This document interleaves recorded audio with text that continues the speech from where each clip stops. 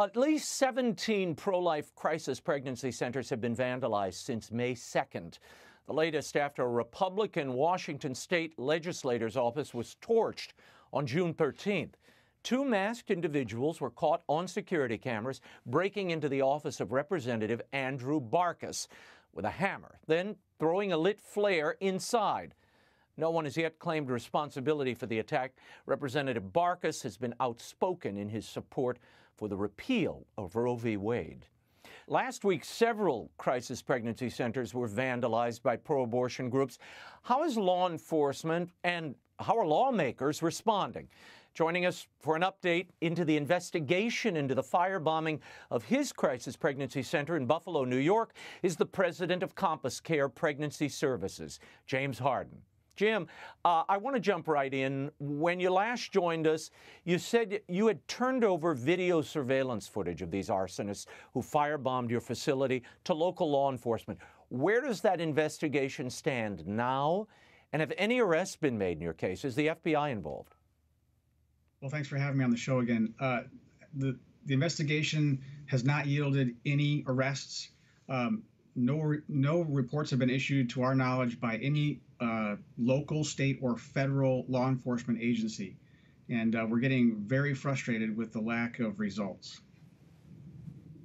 Unbelievable. On Monday, your governor, Kathy Hochul, signed 6 bills to, quote, protect abortion and reproductive rights for all. This is in advance of that Supreme Court decision that could overturn Roe v. Wade. At the Cooper Union Hall in New York, she said this about pregnancy centers like yours. We're also going to have a task force to study the impact of limited service pregnancy centers. We all know what that means. So, this legislation is just one more way we say that New York is leading, and we'll always stand up against attacks on our bodily autonomy. What exactly does the investigation of crisis pregnancy centers like CompassCare, the one you run, what does that look like? And what kind of cooperation are you and others expected to provide? This investigation, Bill, is heinous, nefarious. It's ruthless. They're expecting us to provide everything: donor names, disclose patient information, confidential patient information, all of our services, all of our service processes, all of our policies, all of our staffing, all of our affiliations. There is nothing that they don't want. They want it all. And the only intent here is to draft more legislation to regulate us. She's calling us limited service pregnancy centers. Well, you know, there's only one service that abortionists provide, and it's abortion. And we're the ones that provide for the unmet health and resource needs of women, and we're the ones that were firebombed. These women are being robbed of their ability to access the services they so desperately deserve. And to add insult to injury, she decides to investigate us instead of the arsonists who are criminals. Yeah, I've interviewed other crisis pregnancy center directors, and they say, look, we're providing women with true choice. They have a choice when they come to us. And your governor, she did air quotes when she talked about crisis pregnancy centers. Well, that's what they are. I mean, you're helping women in crisis pregnancies through their pregnancy. I mean, that would seem to be legitimate. Exactly. You know, when a woman faces an unplanned pregnancy, I've said it before, I'll say it again. She says, I'm stuck, I'm trapped, I need to have an abortion. And we're here to erase the need for abortion in her mind by giving her all the ethical medical care and comprehensive support that she so desperately needs to have a vision of her future after having had a child. That is true community. That is true love. That is what the Good Samaritan is supposed to do. And what does the abortionist do? Abortion is abandonment. That's not help. That's not choice. That's saying, we don't want to help you. We don't want to be a part of your life.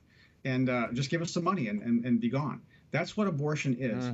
And during your governor's announcement of those 6 new bills she signed to protect abortion providers, Governor Hochul said this about keeping those abortion providers safe. Watch. We're also making sure that providers and their families can keep their addresses confidential and keep themselves safe. These are people who really are heroes. What they and their staffs have to endure, and when there have been assaults and threats, I have gone to these clinics just to lend my support. Now, you've just had to relocate your family, James, due to threats of intimidation since we last spoke. Did the governor or anyone reach out to you, to your office, to see how you're doing, worrying about your welfare or the safety of your workers? As far as we can tell, there have been zero state or federal law enforcement agencies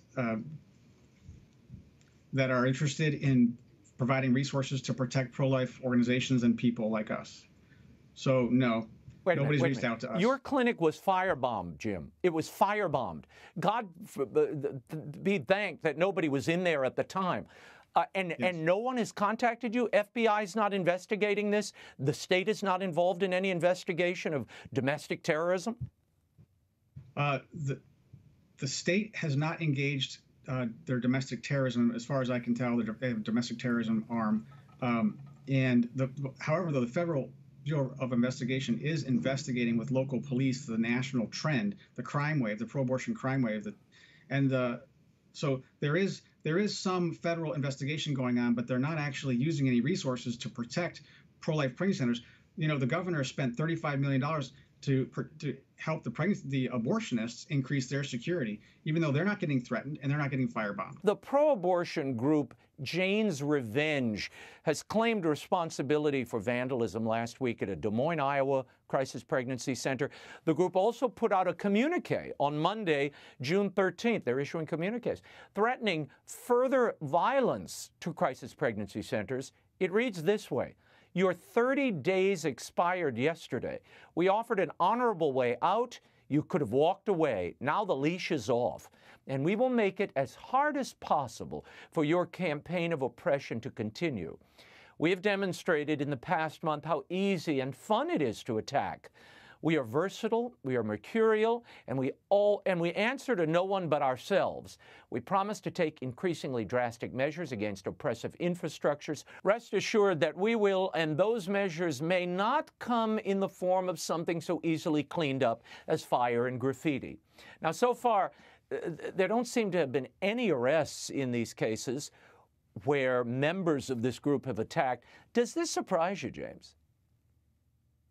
It is surprising. I was expecting some arrests last week, but it is very frustrating that we've got a mountain of evidence. I mean, a mountain of evidence. We've got video surveillance.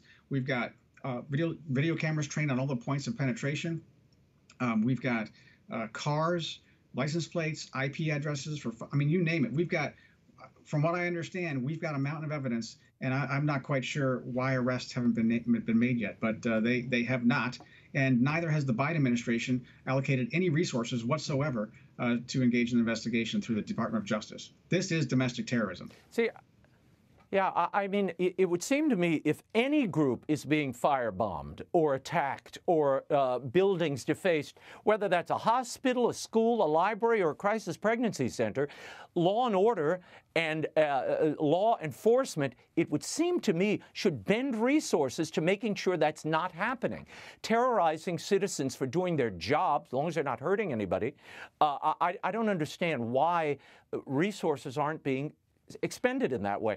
Last week, 16 Republican senators, led by Senator Jerry Moran of Kansas, wrote a letter to Attorney General Merrick Garland, and they asked information about how the Department of Justice is addressing the disturbing trend of harassment, intimidation, and violence against religious and other pro-life organizations and individuals in the aftermath of that leaked draft opinion of the Supreme Court case, Dobbs versus Jackson, Women's Health Organization. Now, so far, the Justice Department has not responded, James. What kind of response do you expect to see from the Department of Justice?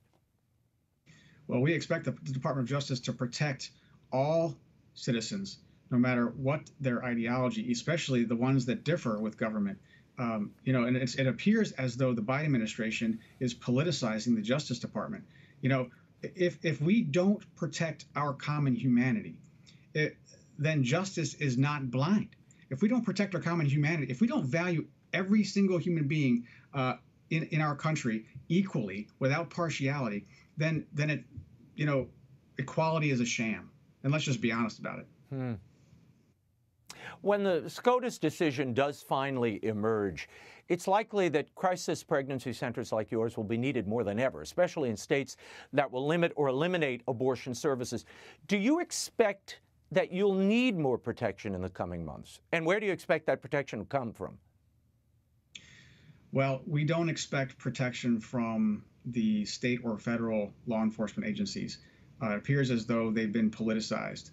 They're only being used to protect those people and organizations that agree with official state ideology from the political elite, unfortunately. But you know what? God is our protector. We expect that God will continue to protect us and provide for us as we do his work. That is what the Bible says, and that's who we are. Our trust lies in Christ and not in government. Government is not God, but they're trying to play God right now, and it's not going to work very much longer. James, final question. What role do you see crisis pregnancy centers playing post-Roe, assuming that Roe v. Wade is overturned? Well, I believe that the crime wave that we're seeing, this pro-abortion crime wave, is the abortion industry's militant aspect. And I think that they're struggling to cope with the hub and spoke business model that they're being forced into. When Roe is reversed, women will have to travel to abortion hub states to get their abortions. And that means that the business model for the abortion industry is going to have to change. Governor Hochul, Governor Newsom, both said we're going to use taxpayer funds to pay for the travel expenses and the abortions of women traveling from more conservative states to get their abortions here. So these pregnancy centers are key. CompassCare has been developing a plan and is deploying a national plan. It's funny, it's happening now.